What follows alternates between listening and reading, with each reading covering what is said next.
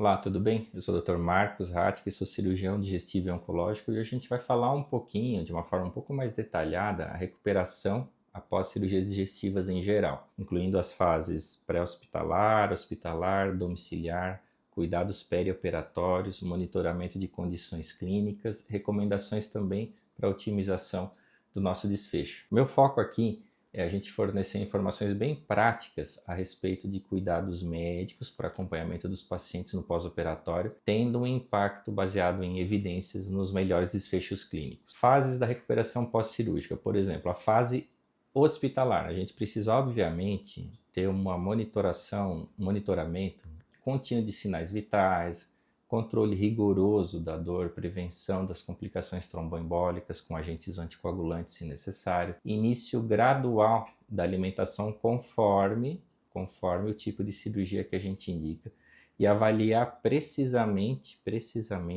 o local de onde foi feita a cirurgia, o local do sítio cirúrgico. Já nos primeiros dias em casa, a gente tem que incentivar sempre a mobilização mais precoce, manutenção de uma hidratação via oral, uma dieta prescrita mais rigorosa, monitorando com o paciente sinais de alarme, como aumento da dor, presença de febre, presença de taquicardia ou palpitação, distensão ou dor abdominal e secreções vermelhidões no sítio da nossa cirurgia, no sítio cirúrgico. E a gente tem que entender que esse paciente ele precisa sim ter um retorno gradual às atividades normais, introduzindo atividades físicas quando indicado, retorno ao trabalho e acompanhamento clínico dentro do consultório para a gente ajustar dieta, suplementações eventuais, cuidados com curativos, com drenos e também monitoramento da dor. Durante o pós-operatório, alguns cuidados a gente precisa ter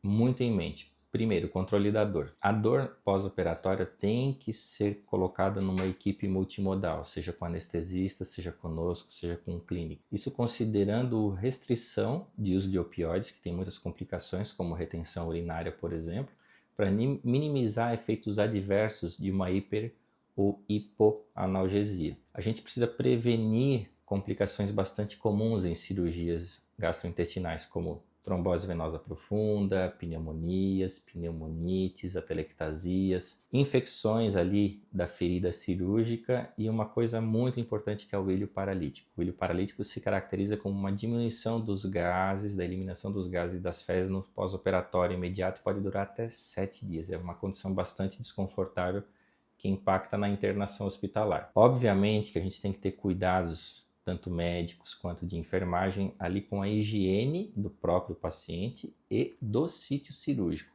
orientando claramente sobre a limpeza, troca de curativos, observando ferida operatória, observando secreção, sinais de infecção e outros sinais de alarme, como vermelhidão e saída de secreção purulenta. Em relação à nutrição e à hidratação, a gente precisa minimizar o tempo de jejum e modernamente a gente basicamente não faz mais jejum pós-operatório, iniciando dentro do possível uma dieta para os pacientes que tenham condições neurológicas, tenham condições de mastigação, estão alertas, bem acordados e com o trato digestivo íntegro, já uma dieta líquida ou uma dieta pastosa, evoluindo rapidamente conforme a tolerância do paciente e a avaliação do trânsito intestinal. Então, atualmente a gente não faz mais jejum pós-operatório, tanto em pacientes críticos quanto em pacientes eletivos. Como que é o monitoramento das complicações e os principais sinais de alerta? Bom, complicação todo mundo pode ter, mesmo em pacientes que a gente seleciona muito bem.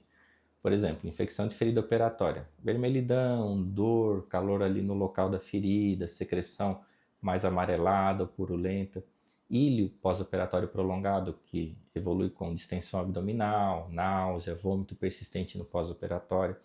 Isso não tem a ver com complicação exatamente cirúrgica, mas sim com a característica da reatividade do próprio paciente. Complicações vasculares importantes, como trombose venosa profunda, embolia pulmonar, em pacientes que têm fatores de risco, como pacientes obesos, fumantes, que têm circulação venosa ou arterial periférica complicada, idosos. Então, pacientes que têm dificuldade de deambulação precoce são pacientes com risco de complicação vascular. Recidiva ou complicações da doença de base. Por exemplo, a cirurgia de intestino, ela mesmo pode dar obstrução intestinal, pode dar aderências, pode dar recorrência dos sintomas para os quais foi feita a cirurgia. Então, observar sinais de obstrução intestinal, sinal de vazamento de anastomoses, de fístulas, entendendo que a gente precisa ter uma abordagem muito precoce em cima de complicações mais graves em pós-operatório, necessitando ou não de exames de imagem, antibiótico terapia e eventualmente reintervenção cirúrgica. O acompanhamento ali rigoroso e o alerta do paciente em relação aos próprios sinais do corpo é fundamental para a gente ter uma intervenção e tratamento precoce de complicação. E existem algumas estratégias para acelerar a recuperação pós-operatória. Modernamente, a partir da década de 90, final da década de 90, mais ou menos, nós tivemos vários protocolos pós-operatórios que aceleram a recuperação pós-operatória e diminuem a estadia do paciente dentro do hospital. Por exemplo, mobilização precoce, caminhando leve, já nas primeiras 24, 48 horas, ou, se possível, já quando estiver bem acordado no quarto, conforme o paciente tolera, obviamente. Reabilitação nutricional, reduzindo muito o jejum pós-operatório ou abolindo o jejum pós-operatório, introduzindo dieta o mais rapidamente possível, suplementando adequadamente em pacientes que têm uma dificuldade nutricional, tendo um acompanhamento do nutricionista hospitalar. Orientações específicas para cada cirurgia, por exemplo, restrições temporárias de esforço para cirurgias de hérnias, para cirurgias de hérnias inguinais ou hérnias incisionais, ou para cirurgias maiores de secção intestinal, com cirurgias abordagens abertas, a gente precisa, obviamente, de uma restrição de atividade física por pelo menos 60 dias nesse pós-operatório. E quanto melhor o acompanhamento, mais profissionais envolvidos a gente precisa. Nutricionistas, fisioterapeutas, anestesistas, cirurgião, clínico, cardiologista, enfermeiros. A gente trabalha sempre junto para otimizar a recuperação pós-operatória. E a gente, nesse âmbito de avanços recentes e de estratégias para recuperação pós-operatória, nós temos vários protocolos e o mais atual é o protocolo chamado ERAS, no Brasil chamado ACER, que é o Enhanced Recovery After Surgery, ou protocolo de aceleração da recuperação pós-operatória. Tem uma padronização da analgesia, tem a padronização da mobilização precoce, padronização da nutrição, uso de antibiótico ou não no pós-operatório, tentando reduzir o tempo de internação, diminuir desfechos desfavoráveis e retorno às atividades habituais mais rapidamente. Monitoramento remoto é extremamente interessante, uso de telemedicina, aplicativos, relógios inteligentes para acompanhar no domicílio do paciente sinais vitais, sintomas e fazendo com que isso chegue para o médico o mais rápido possível.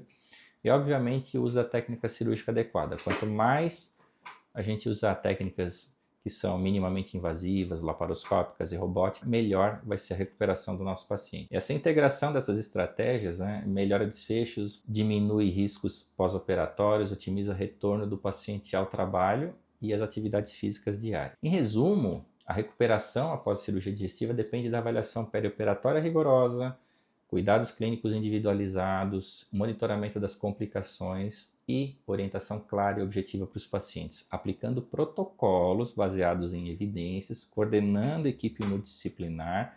Isso reduz complicação no pós-operatório e melhora o desfecho funcional. E se você gostou desse conteúdo, compartilhe com seus colegas para fortalecer um pouquinho a nossa prática baseada em evidências e otimizamos junto o desempenho e o desfecho dos nossos pacientes.